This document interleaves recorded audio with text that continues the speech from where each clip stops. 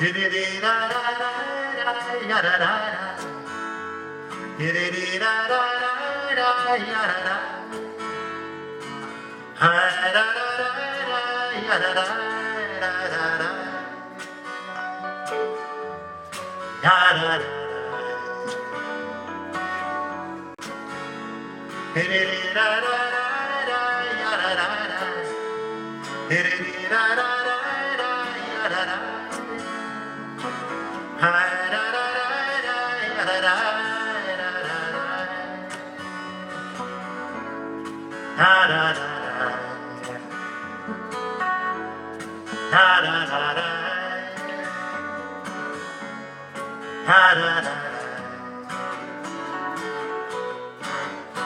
hear the knock on your shutter. Maybe it's another little branch from the tree, or something on the wind. You hear the knock once more. Better open up the door. You know he's gonna knock again.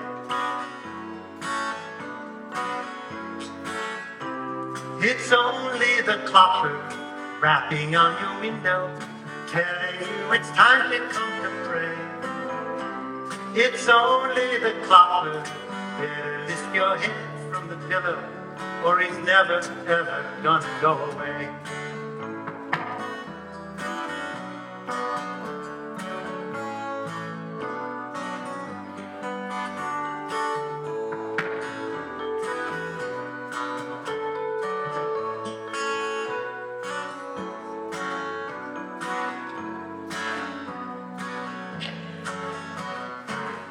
Good evening. Shalom Aleichem. You know, we all have one thing in common. All of us. Man, woman, child, young, old, rich, poor, Jew, Gentile. We all have a name. A name. Once upon a time, our names were simple. You were so-and-so, the son or the daughter of so-and-so. We didn't have last names unless you were rich, a landowner, aristocrat, nobility. The last couple hundred years, we all got last names. Usually it was based on where the family came from or what your father did for a living. Take me. My name's Steve Klaper. In the old country, Eastern Europe, where my people are from, with European pronunciation and my Hebrew first name, I'd be Sender the Klopper. Maybe Sender the Klopper. Could be. Could be. My father was Mordechai Klaper. His father was Avram Mendel Klopper. His father, my great-grandfather, for whom I'm named, was Alexander Sender Klopper. He was born sometime in the mid-1870s. His father was Moshe Aaron Klopper. His father was Shrage Feivish Klopper. His father was Baruch Mordechai Klopper. And his father, the father of my great-grandfather's great-grandfather, was named Sender. Just Sender. He lived in a little shtetl, a little hamlet outside a not so much bigger village called Zlotov in southern Ukraine. Well, sometimes it was Ukraine, sometimes it was Romania. When the Russian army came through, believe me, it was Russia. One thing all the people who lived there knew for sure, didn't belong to any of them. So Sender was a schlepper. He was a porter. He was a big, strong man.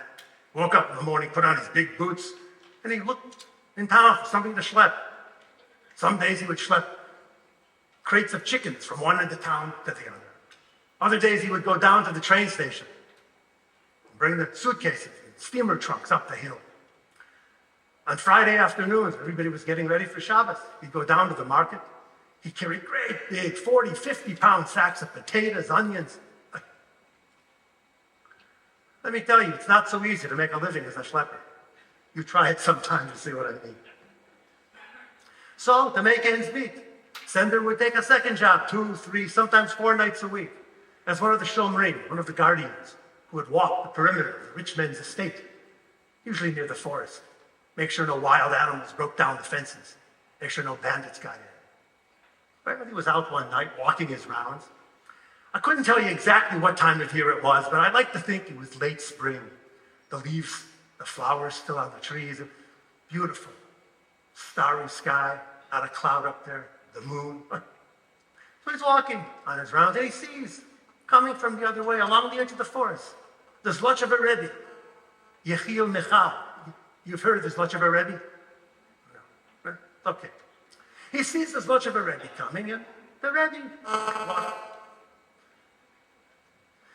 is walking, he sees Sender. He recognizes him, he's one of the men from the village. He says, Shalom Aleichem, Rebbe. Good evening. Aleichem Shalom Aleichem. Good evening, Holy Rabbi. May I walk with you a while? Oh, it would be my honor, it would be my privilege, please. They won't. You know, Sender, it's a beautiful night to be out under God's glorious sky. Tell me, who are you working for? Sender tells him the name of the wealthy landowner. They walk a while longer. Tell me, Rebbe, it's a beautiful night for you to be out under God's glorious sky yourself. Who are you working for? Give up. Apparently no one. How would you like to come work for me, Sender? Oh, Rebbe, I should like that a great deal, but what would my duties be? To remind me who it is I'm working for.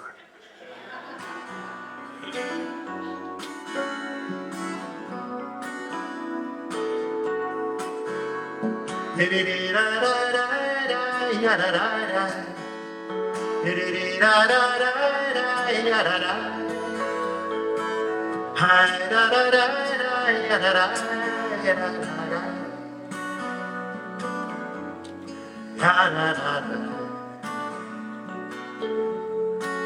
was a man in the village, Isaac, the son of Haskell.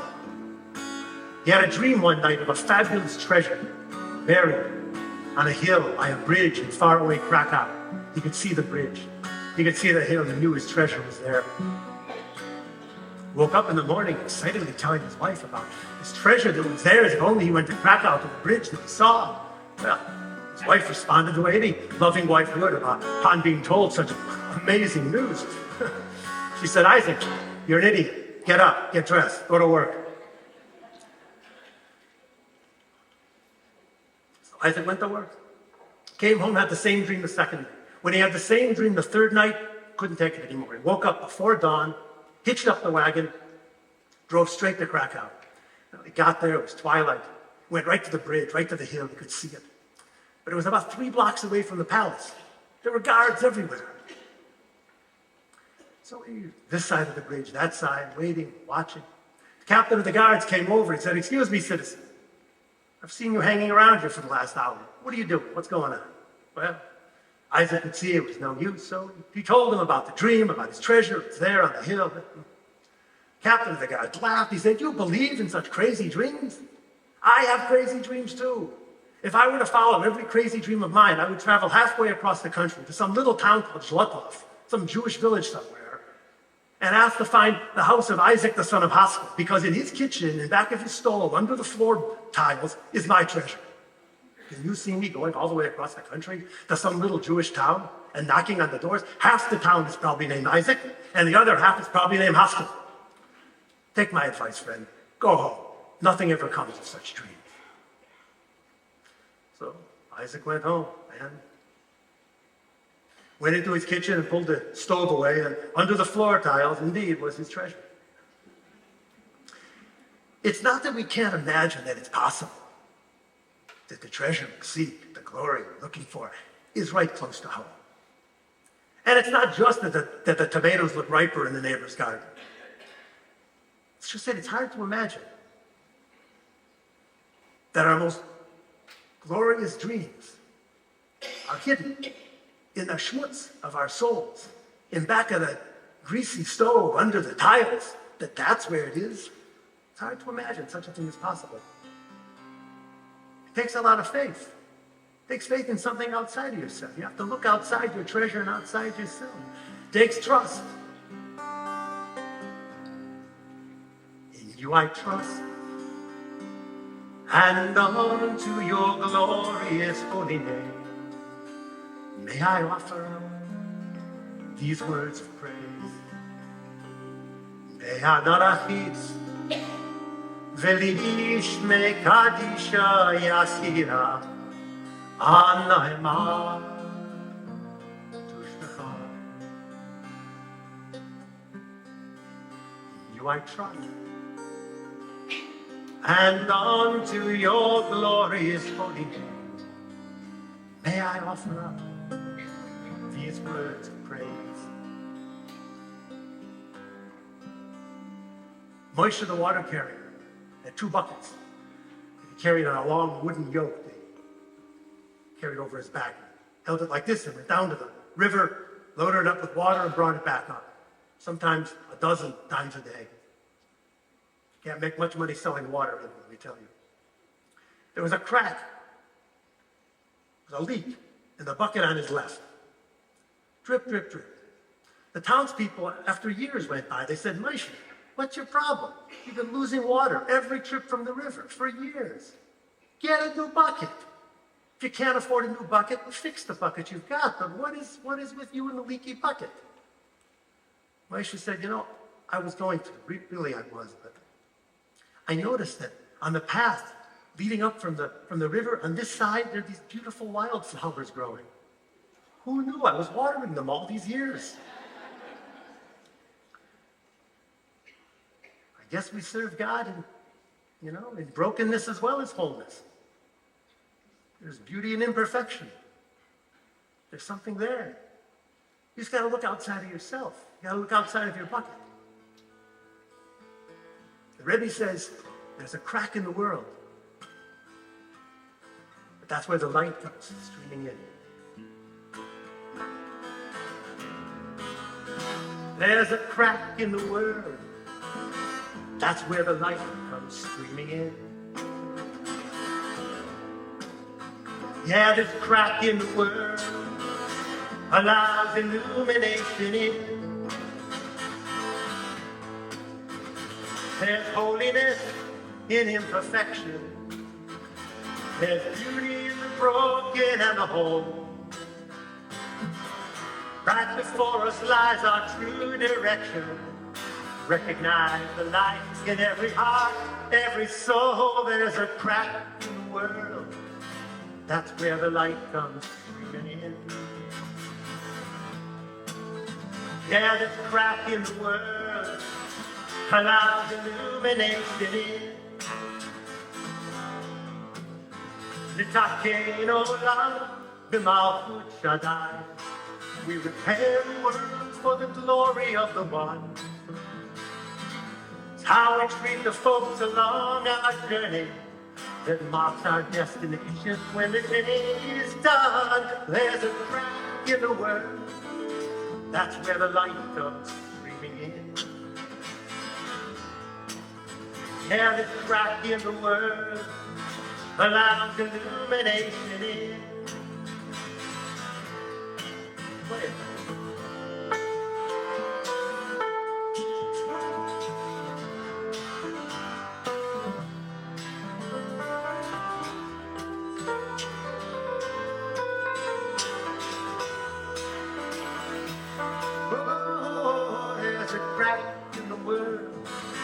That's where the light comes streaming in. Now this crack in the world allows illumination in. So there's light. Some say that the Rebbe's are the light of the world. Right? Sometimes not so much. The greatest of all the Rebbe's, Israel ben Eliezer. They call him the Baal Shem Tov. You've heard of the Baal Shem Tov? You've heard of. The Baal Shem Tov lives in Mezhepus. Well, he doesn't really live in this world at all. He operates on a different level of reality entirely. But to the extent that we can talk about him living somewhere, he lives in Mezhepus. The Baal Shem Tov can see far, far away. He says, when you see with the eyes of enchantment, in whatever direction you look, you see God looking back at you. And so the Baal Shem Tov looks far away and sees people in trouble. He can help them. He lives in a world of magic. He can speak the language of the animals, the birds, the trees. He has an amulet, the Kvizat Sader, shortening of the way. With it, he gets into his wagon. He tells Alexei, the coach driver, lay the reins across the horse's back and turn around. And the horses go, and they take the Baal Shem Tov wherever he wants to go. They cover hundreds of miles in a couple hours. It's amazing. when he davens, when he prays, he goes into a trance and traverses the upper realms of heaven, arguing with God and the angels to help the Jewish people, to help the people in the world bring peace. The Baal Shem Tov. We won't see his like for a long time.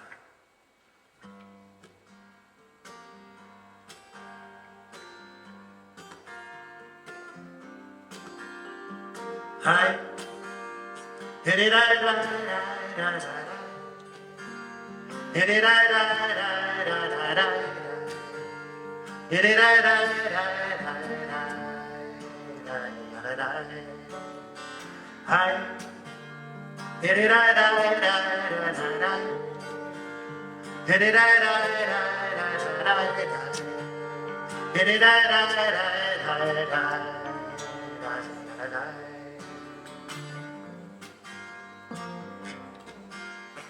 Once, in a simpler time than this, in an innocent time, when the Spirit of God could be felt blowing gently and easily on the wind, our Holy Master, Reb Yisrael Baal Shem, sometimes he needed answers.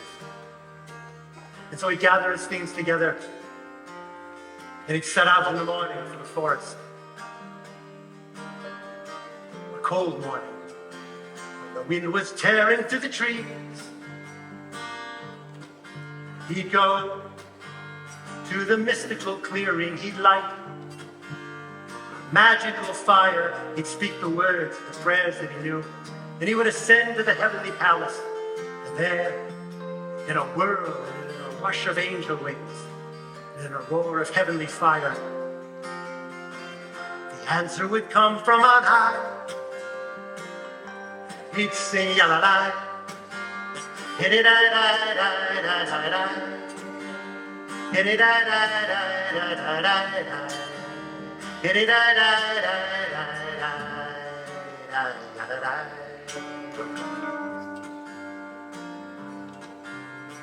Years passed, and now our Holy Master was gone, but his student, Dov Bear, sometimes he needed answers. And like his teacher before him, he would set out in the morning from the forest. A cold morning, when the wind was tearing through the trees, he'd go to the mystical clearing, he'd light magical fire, but he found he didn't know the words, not all of them anyway. So Dov Bear would close his eyes and pray with all his heart until he could hear the rustle of angel wings, until he could hear the roar of a fire. And he found that in the merit of his prayers and in the merit of his teacher before him, the answer would come from on high. He'd sing ya-la-la, hit-it-da-da-da-da-da-da, hit-it-da-da-da-da-da-da, hit-it-da-da-da-da-da-da. More years passed, and now Dov Bear too was gone. But his student Moshe Leib, sometimes he needed answers. And so like his teachers before him, he would set out in the morning for the forest. A cold morning, when the wind was tearing through the trees.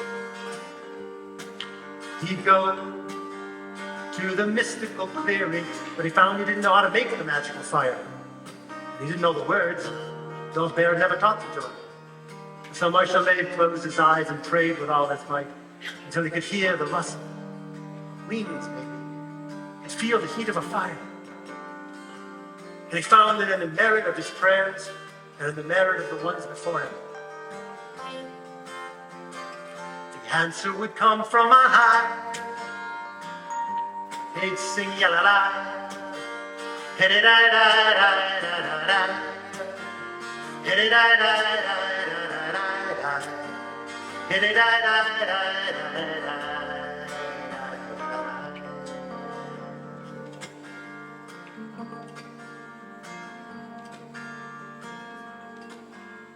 We live in a complicated time. We know the science that explains all the miracles. The Spirit of God doesn't blow quite so easily, quite so gently in our world. We know this, but we too need answers. And so like our teachers before us, we set out in the morning, a cold morning, The wind is tearing through the trees.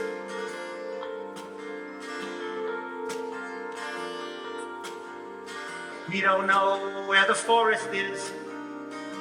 We don't know where the mystical clearing is. We sure don't know anything about a magical fire. And there's no one, not a soul left on this earth to teach us the words. So we tell each other the stories over and over again.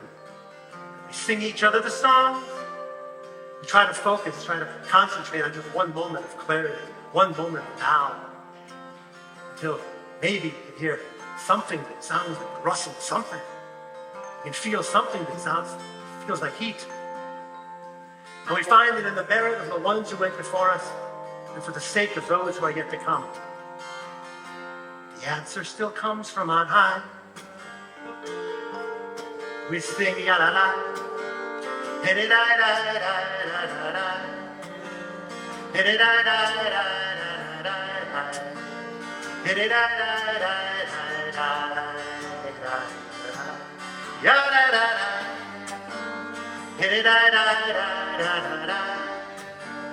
Da da da da da da. Da da da da da da.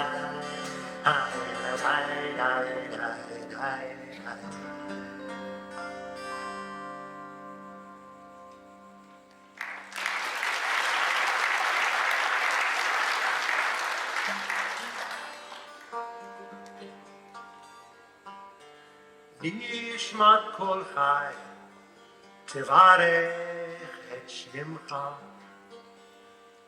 יא אלוהינו.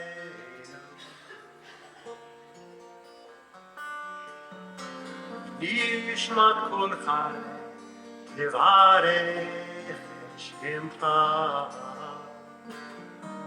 יא אלוהינו. May the soul of all life look to you, Holy One. May the spirit of all flesh bless your name. May we rise up to praise you forever and ever, O Lord. Adonai Eloheinu. נשמת כל חי, תברך את שמך. יא אלוהינו.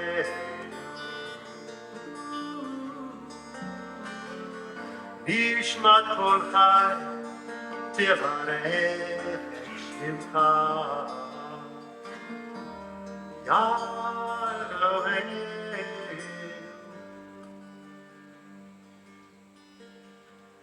So the Zlochever Rebbe, Yechiel Michal, gave to my Alta Zeta Sender a wooden mallet shaped like a shofar.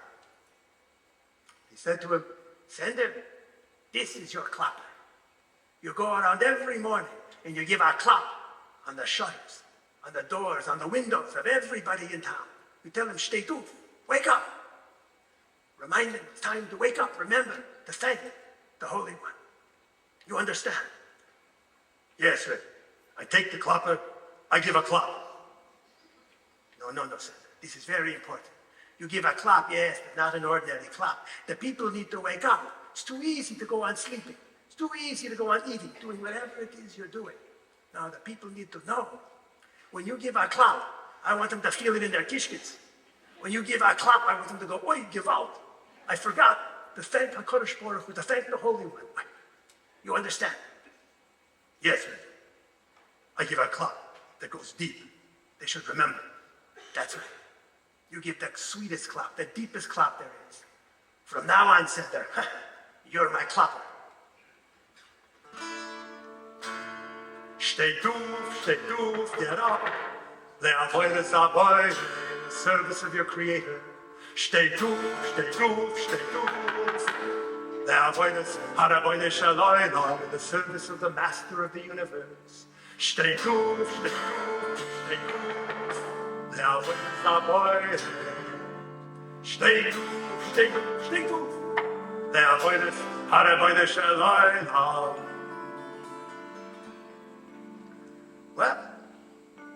I like to get up in the morning. It's nice out early. It's beautiful. There's nobody there. It's quiet. It's because the people haven't woken up yet. The air still smells sweet. It's because the cows haven't woken up yet. Such a morning makes you want to just thank God. Hallelujah. Dailif name yata omed. Know before whom you stand. It says that in the Talmud. It also says in the Talmud, a fool is someone who doesn't appreciate the gifts he's given. Thank God for all the gifts. I even thank God for this cold. It says many things in the Talmud. Many wonderful, deep, mysterious things. Most of them, I have no idea what they're talking about. But the stories, those I remember. They tell a story of Rebbe Elimelech of Lizensk. It says that he had gone beyond himself to such a degree that he wasn't always sure where he, Elimelech, ended and God began. And so he was continually merging in and out of the divine. Elimelech would ride in his carriage and the townspeople would all follow behind him. He would ask his carriage driver, why are the townspeople all trailing behind us? And the carriage driver, a wise peasant, would say, well, Rabbi, they're following after wisdom and holiness. Well, Elimelech thought this was a good idea. The people were doing the right thing. And so he'd get out of the carriage and join the townspeople, following the now empty carriage. Menachem Mendel, the Kotzker Rebbe, used to say that one who is too full of himself leaves no room for the Holy One to enter, which is maybe another way of saying that God only inhabits empty carriages. And if we're wise, we know to get out of the carriage. Menachem Mendel's good friend was Reb Yitzchak Levorki. He saw him in the street once. He said, Reb Yitzchak, I understand that you discovered the secret of silence. Please tell me about it. Reb Yitzchak said nothing.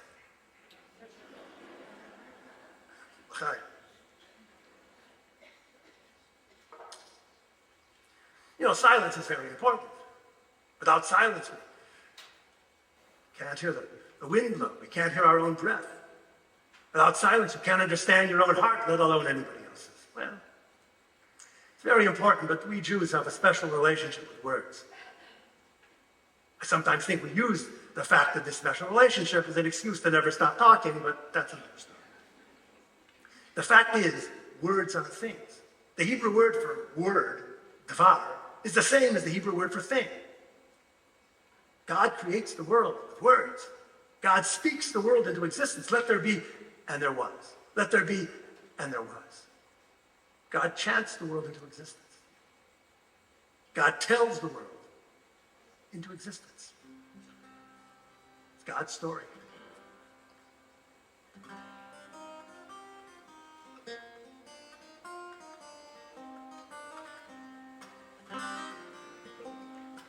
Baruch she'amar v'haya ha'olam, Baruch hu Baruch shemo. Blessed be the one who spoke, and all the world it came to be. Blessed be the one. Blessed be God's name.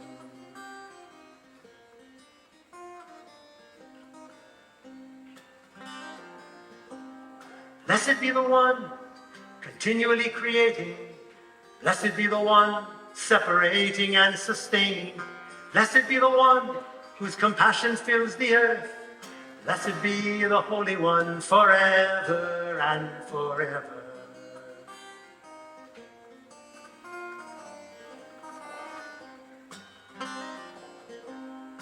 Baruch she'amar v'haya ha'olam, Baruch hu Baruch shemo. Blessed be the one who spoke and all the world it came to be. Blessed be the storyteller. Blessed be God's name. So, holy words come down here to earth. Something of them are always still attached to heaven above. When Moses stood on Mount Sinai, the tablets of the law, about like that, about that wide, 2-3 inches thick, solid stone. 150, 200 pounds, two of them. But the words from heaven made them light, buoyant. Moses virtually skipped down the mountain. Joshua was waiting at the ledge just below. Master, oh, thank God you've returned. I was getting so worried. Worried, Joshua? Well, yes, you were gone so long. Really? How long was I gone? You were gone 40 days, Master. Really? To Moses, it had been about 4 hours. Let's head down. They start down along the old shepherd's path around the mountain, snaking around the mountain once, twice. As they get lower, Joshua says, listen, sounds of war in the camp below. Tell me, was I really gone 40 days? Yes, Master. Those aren't sounds of war you hear, Joshua. That's the sound of children who have been left unattended for too long. So they came around the last curve and they stopped at an outcropping of rock and they looked down at the camp and they saw, well, you know what they saw. You read the book. Whatever was in that camp, the holy words from heaven were not going in there. One by one, they flew off back to heaven. And when the last one had flown away, Moses found himself standing there holding 400 pounds of rock. And so and the tablets shattered against the mountainside.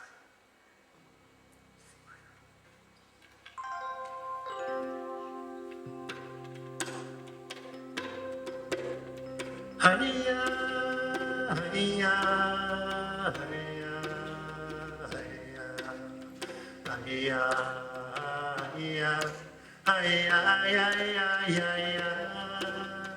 hi-ya,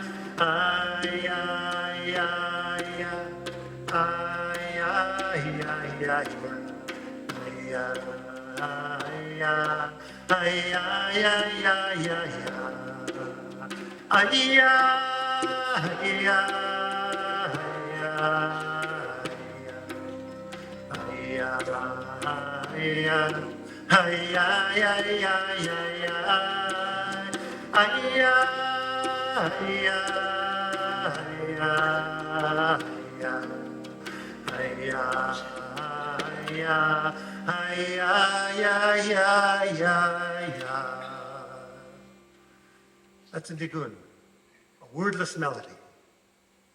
They say that nigunim have greater power than melodies with words. They say a nigun can pierce the upper gates of heaven. They've got too many words up there already. That particular nigun was by Reb Nachman of Wrocław, another wonder worker. He was actually the Baal Shem Tov's great-grandson. He was a marvelous storyteller. He lived not in the world of magic, but in the world of nature. His Rebbe were the birds and the plants and the mountains. He learned his lessons out in the woods and in the fields. Reb Nachman was a marvelous storyteller. Marvelous storyteller. I'll tell you a story about Reb Nachman.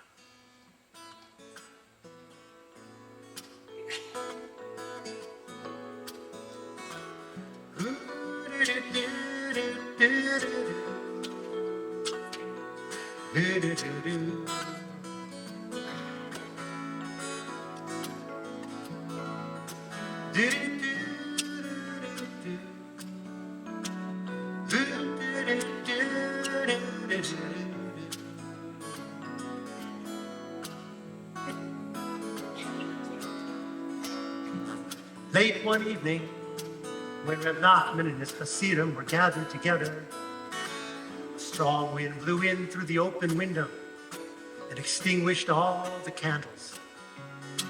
One of the Hasidim got up to relight the candles, but Reb Nachman said, no, wait, let's sit a while in the dark.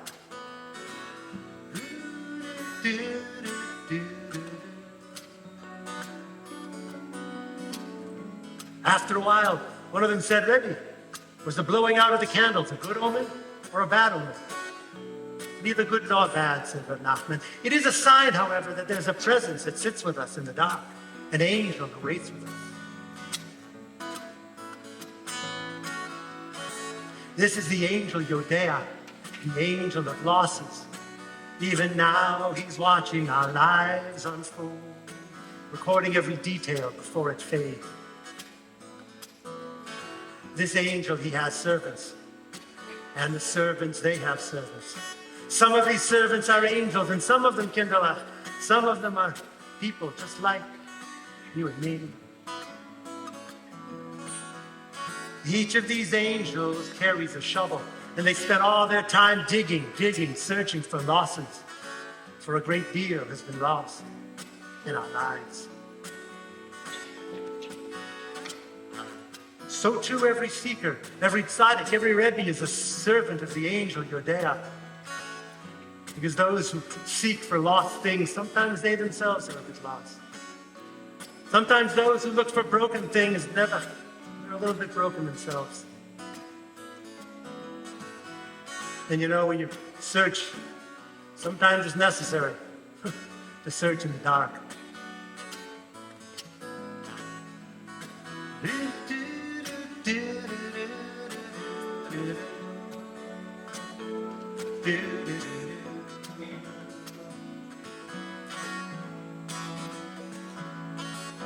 Reb Nachman stood up at the table, his hands outstretched. He said, so nu kinderlach, with what do we search in the dark? With the light of the soul. Ner ya nishmat adam, the candle of God, is the soul of mankind. You don't need a torch. You don't need a bright beam in the deepest well, in the darkest cave. One lone candle will illuminate every corner and crevice. We're called upon to tend this light, this eternal light, this ner tamid, daily, regularly, continually, forever. We're called upon to keep searching. In this way, we find what we thought was lost. We heal what we thought was broken. The Hasidim looked at Reb Nachman as he stood at the table, his hands outstretched, and his face was illuminated, glowing, radiating light into the clouds of darkness, swirling all around them.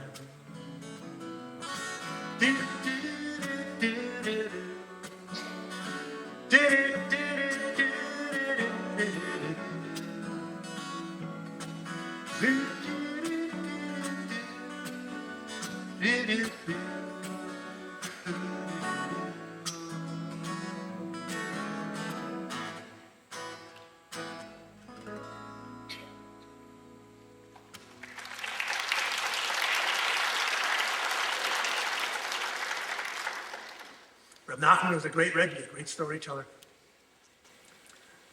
His most famous teaching, don't be afraid. Don't give up hope. Don't despair, no matter what. Kol ha'olam kulo gesher tsar me'od. The whole world is just a narrow bridge. The most important thing, don't be afraid. It's easy to say, not so easy to do. There's a lot to be afraid of. You could get sick. You could break your arm. The barn could burn down. No matter how unafraid you are, eventually, we're all going to die. Not so easy to not be afraid. Reb Mordechai of Kozmir, he wasn't afraid. No. Reb Mordechai of Kozmir had a custom, had a minhag. He would go out late Saturday evening after Shabbos was over. He would go out in his wagon for a ride in the countryside. And it was considered quite an honor for 4 or 5 of his Hasidim to get to come with him in the wagon.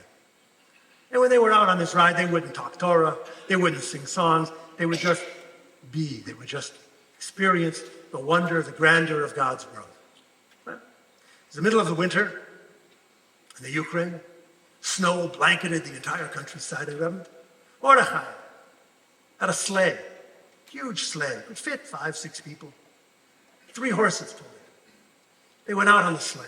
Oh, the Hasidim were in their glory. Over the snow. moonlit night. Reb Mordechai sat there, his eyes closed, a smile on his face, wrapped in his fur coat, reveling in the glory of God's world. Well, they come around a curve right by the edge of the forest, and suddenly the horses shiver to a stop. Stop shuddering. The Hasidim look up over the rail, and they see the edge of the forest.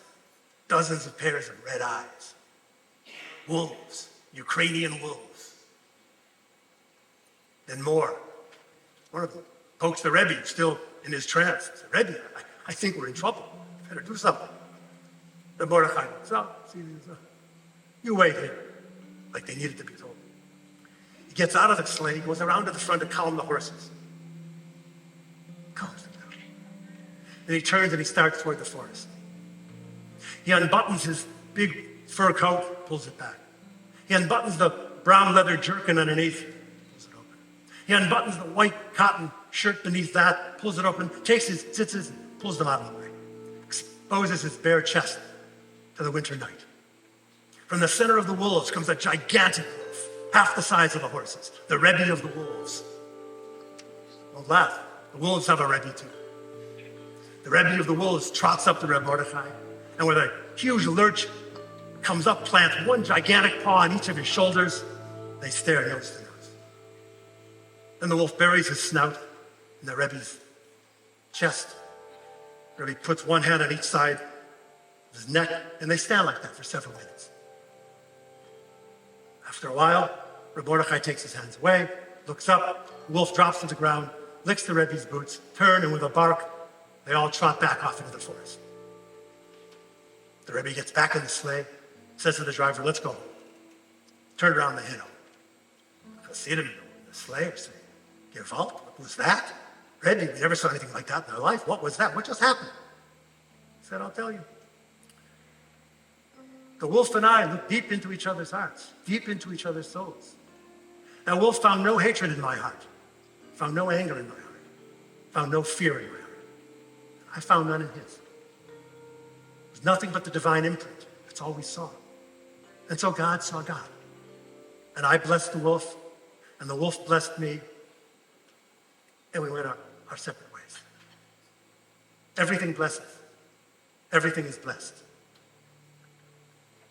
Rabbi Yitzchak of Drowitz, great Kabbalist, was lost in the woods once. Couldn't find his way out. He sat down against a tree, and he began to daven. He began to pray in the language of the wind, in the language of the trees. And the wind and the trees blessed him, and he blessed them. And it showed him the way out of the forest. Dov Ber of Mezrich, Baal Shem Tov's student, used to spend several mornings a week, early morning at dawn, down with the frogs at the pond. Years later, when he was gone, his students, who were now great Rebbes in their own right, were sitting around talking about the exploits of their Rebbe. One of them said, what was that business with the frogs? Schneur Zalman said, well, he was learning how to daven the prayer of the frogs. It takes a very long time to learn that prayer. Everything blesses. Everything is blessed. There are holy sparks everywhere.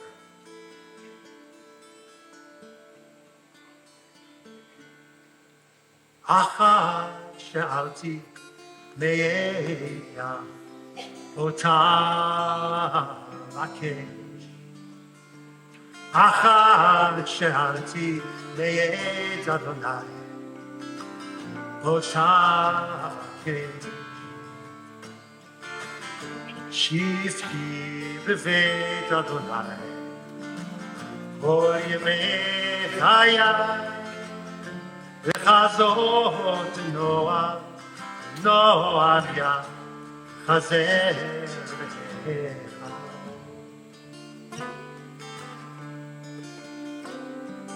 Only one thing do I ask of my God. Only her I seek, Utah. Only one thing do I ask of my God. Only Shekhinah. May I dwell in the house of God all the days of my life, and I will delight when I see you again, when at last I'm safe in your arms.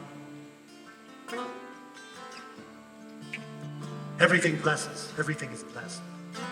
Reb Pinchas of Koret says that the prayers we offer are not offered on our own behalf. And they're not offered on behalf of the community. They're not even offered for the sake of our children.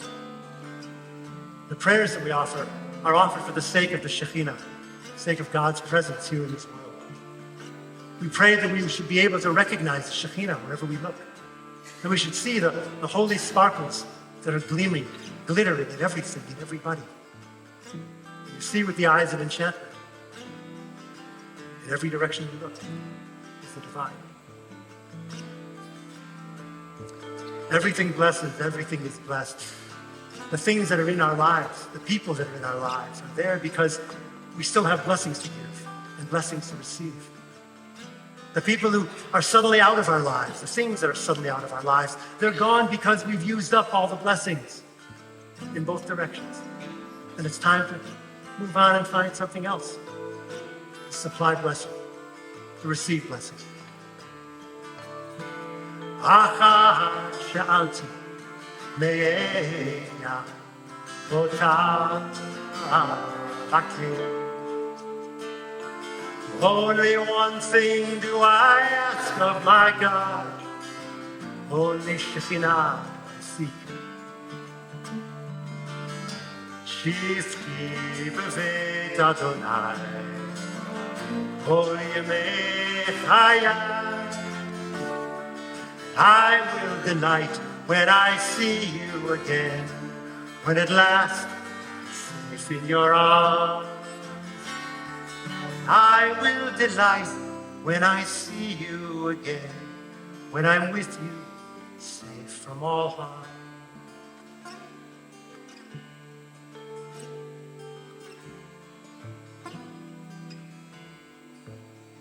This is why Sender was given the Klaper. Wake people up. Remember to look. Remember to see the blessings. Remember to see the holy sparks that are everywhere. So Sender served the village of Zlotov for a long, long time as the Klaper. And when he grew a little old, a little feeble, his mighty back no longer so strong, his legs no longer so flexible, he gave the Klaper, the wooden mallet, to his son Baruch Mordechai. And Baruch Mordechai became the Klaper in the village and served for many long years. And when Baruch Mordechai grew old, he gave the Klaper to his son Shraga Feivish. And Shraga Feivish, the Klaper, served the village of Zlotov and the neighboring shtetls well. And when he grew old, he was going to give the Klaper to his son, Moshe Aaron, but by then Moshe Aaron had moved the family to the big city. Well, you couldn't go around knocking on people's windows in the morning in the city. They'd throw you in jail. So Moshe Aaron and his sons, they became sheikhs. They became butchers. And when Moshe Aaron's son, Alexander Sender, my great-grandfather, for whom I'm named, when he came to America, they passed through Ellis Island, and the man at the table said, name, Sender Klopper, occupation. Did he think about the wooden mallet, the Zlotchever Rebbe? Did he think about what his name meant? I don't know. What he said was, butcher. Welcome to America. What a country. It would be something if I could reach into my vest and produce the wooden mallet that the Zlotchever Rebbe gave to the father of my great-grandfather's great-grandfather. You would be impressed. Huh? The fact is, I don't have the Klaper anymore. Why don't I have the Klaper anymore? Oh, well, because you, holy brothers and sisters, you don't have wooden shutters anymore. This is my Klaper. And I use it to rap on the shutters of your heart. Shtetl, wake up. Remember to bless. Remember to receive blessing. Know before whom you stand, and everywhere you stand, the divine is looking back. Remember who it is you're working for.